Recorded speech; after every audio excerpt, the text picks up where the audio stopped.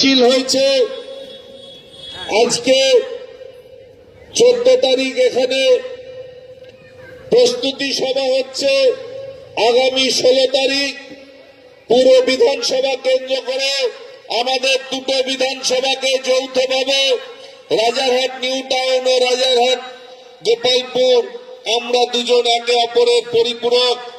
আমরা সেই জন্য বলি যেখানে যাই একসঙ্গে যাই আর সুখে দুঃখে একসঙ্গে পাই।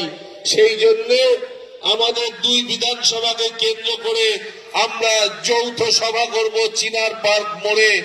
এটা কারোর ব্যক্তি নয়, এটা দলের ক্ষেত্রে ভালো, কারণ আমরা চাই যে এখানে ব্যক্তি বড় নয়, দল বড়, আর সবার আগে দেশ বড়।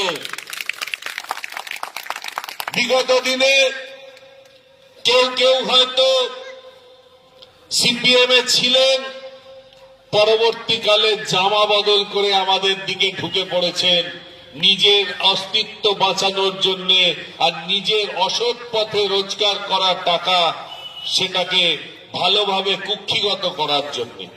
এটা আমি স্বীকার করি।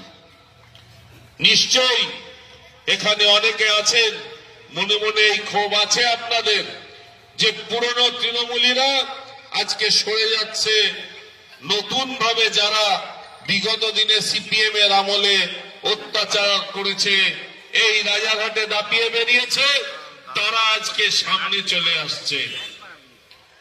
তাই বন্ধু বলি, যদি আপনি এখানে অনেক মা বোনেরা বসে আছেন, এই যে সামনে আছেন, মঞ্চে আছেন, যখন আপনারা ঘরে চাল ফোটান, ভাত রান্না করেন, কোন যদি কালো চাল থাকে তাকে ছেটে বাদ দিয়ে দেন।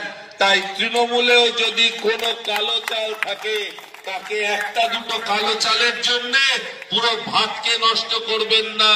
ভাত কিন্তু নিশ্চয়ই আমাদের প্রত্যেকের কাছে অতিরিক্ত জরুরি।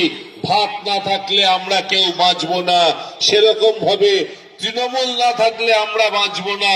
কিন্তু তাতে যদি এক দুটি কালো চাল থাকে তাকে সযত্নে বেছে সরিয়ে রাখুন, বাচ্চাদের দিন তারা খেলাধুলো করুন। কারণ কালো চাল রান্না করে জ্বালানিও নষ্ট আর ওটা পাতেও যায় না।